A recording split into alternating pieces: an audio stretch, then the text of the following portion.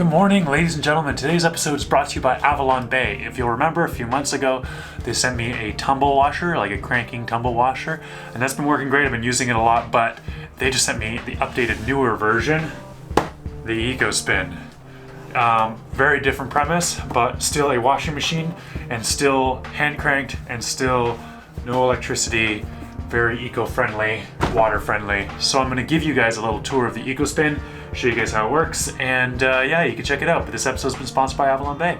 Thanks. I took a little trip into town, had my shower at the Commons, and while I was in town, I picked up a couple more solar panels. So I now have 4 solar panels on the roof, and I'm cranking in 126.5 volts, pulling in 12 amps at 43 volts, so that would be like 40 amps or more. That's 557 watts, give or take. And it's still early in the morning. We've already pulled in 0.7 of a kilowatt. We're doing good. So yeah, as you could tell, I'm already running out of real estate on the cabin roof. I wanted to get 10 panels on the roof. We will see. We'll see what happens. I basically got room for 9, but more like 4.5 and 4.5. And maybe I'll modify the design slightly, give myself a little bit more cabin space, and I'll get all 10 up there. Or maybe I'll cut the cabin down a little bit and just get 8 up there and sell 2, or maybe make more on the bimini or put some up front. I don't know. I don't know what I'm gonna do. But it's important that I talk a little bit about why I'm putting in so much solar on this boat. Many of you have been talking about different kinds of power. I have a wind generation, I have regen from the motors. I've heard all kinds of other things with like TECs and I don't know, man. There's lots of different options for making electricity out there. Some people even want me to keep a diesel engine on board to make electricity to use it. But what it really comes down to is ranks of power. Okay, like when I was in the van, I had like maybe a rank 3 system, let's say, for instance. So anything that was rank 1, I never even thought about. So LED lights, rank 1 level electricity consumption. I don't worry about it. I don't even think about it. I just leave them on. I do whatever the hell I want. Rank 2 was like fans, stuff like that.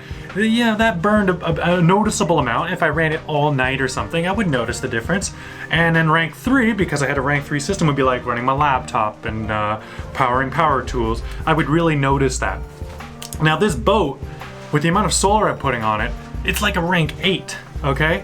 And the solar sits there at 8, and then the battery pack is like a rank 7 or something. So like, there's very few things I have to actually think about when it comes to power consumption. I mean, at 7, like the only things that are close are like what my motors are actually gonna consume. Running like a welder, I don't know, and running air conditioning. That's like the only things I really need to worry about when it comes to electric power. Running my induction cooktops, I think right now I would notice it, but once the whole solar array is up, that's like a rank 5 or something, or 4 or 5, something like that.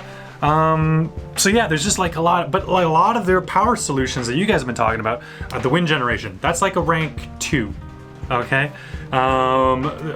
Regen on the motor, that's like a rank 1. That generates almost no electricity. And so what I've really got to consider is like the cost of each one of those electrical production systems and how much power they actually give me. Now the solar array wasn't cheap, no doubt about it, but when it's a rank 8, you know, it's worth that investment. The regen, that's gonna cost me an extra $700 or $800. I mean, that's a lot cheaper than the solar, but like at a rank 1, I can't really justify it just yet, you know? So I'm buying motor controllers for my motor that don't have regen on them. That saves me $700 for 2 motors. I'm not gonna pay $700 just to get a couple extra amps, and only while I'm sailing, and this thing is not gonna go that fast. So like, I'm probably only gonna generate at max like 3 or 4 amps off of those, you know? So I'm not really gonna worry about it. It's one less system. The design for the outboards is simpler without it. There's a lot of reasons why I'm not really gonna bother with it. Wind generation.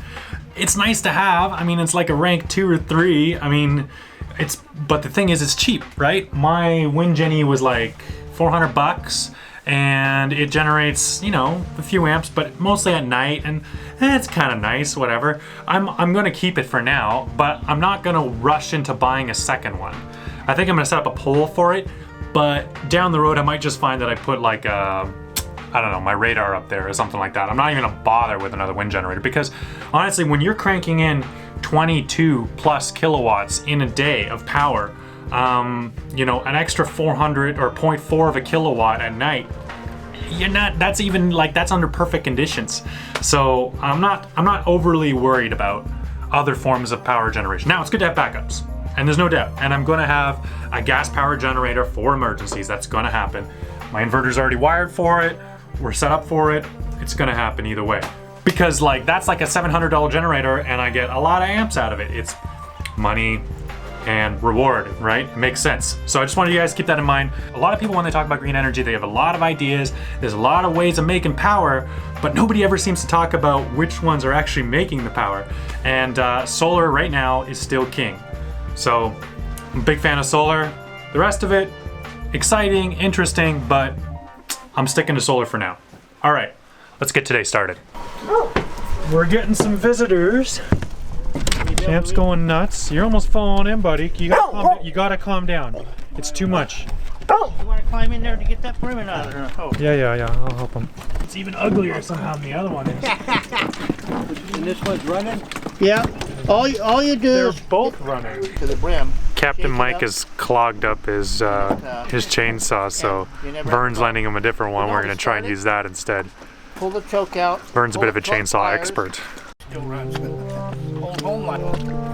Creating distractions from real issues. Get a grip, people. Everything you see me wear is my choice, and if I want to be...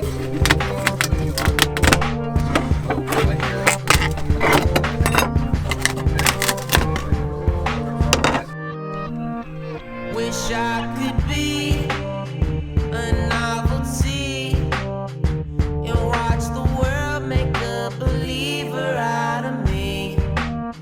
Wish I could sing in harmony, and I bet all the chairs would turn around for me. Won't let it get the best of me, but the celebrity obsession is depressing me. Sometimes I feel like they're just testing me when all I want is something real. Question everything that we've been told. Start returning everything that we've been sold. No label got my logo on, 'cause I'm in this with or without you. Don't waste time. Don't waste time. Don't waste my time.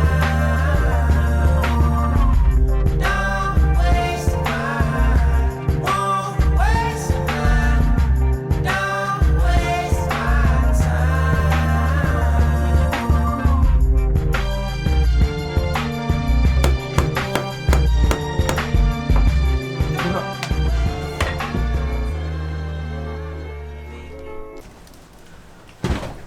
So to really show you how well this thing works, I pulled up some of my work clothes, and these are nasty. They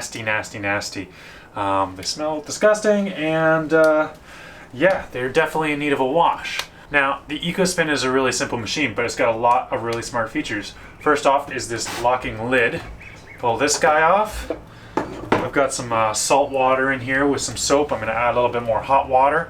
We'll toss in the clothes. Gonna get it right in there. So I always do a little bit of a pre-soak with these machines. I want to make sure it's fully saturated and it's going to do its job 100%.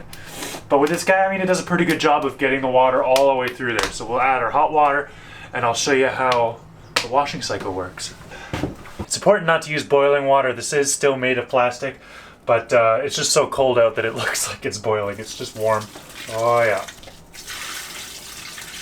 Okay, and then you secure the lid back on, and you grab this here handle. All right, for the washing cycle, I just do one rotation in each direction. It takes a little bit, and you want to be gentle because it does have a gear in here that spins the basket, as you can see, quite a lot faster than I'm spinning the handle. Which is a big upgrade over the tumble washer. A lot less work. All right, now that I'm done the wash cycle, I can start the draining. And the draining is really quite easy. You just unhook this hose and drop it down here into your bucket. That is some dirty water. Now, this is the key feature of the EcoSpin, its ability to spin.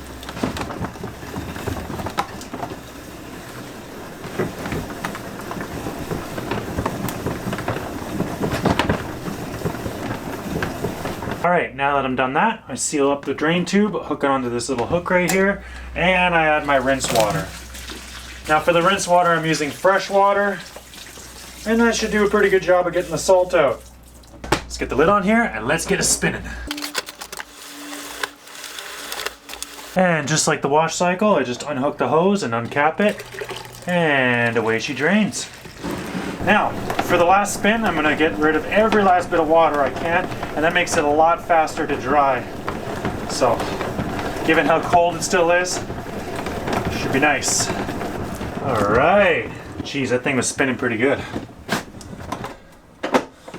Okay, all that's left to do is for me to hang these to dry, and we'll see the result later this afternoon. Now, if only Champ was that easy to wash. Hey, buddy, 'cause you're freaking filthy. Yeah, you're disgusting. Look at all that flying off of you. Yeah, you're gross. You're gross.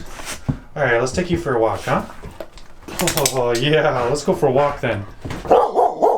I agree.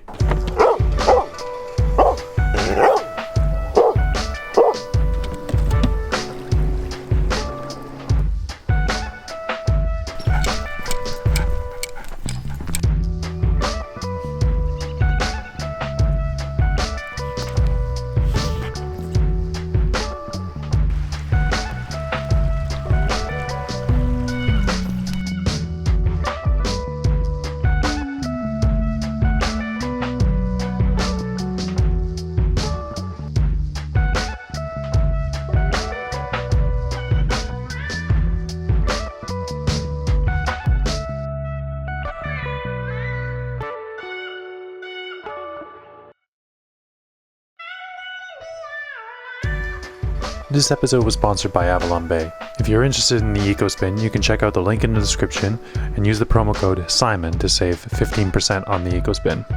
Thanks.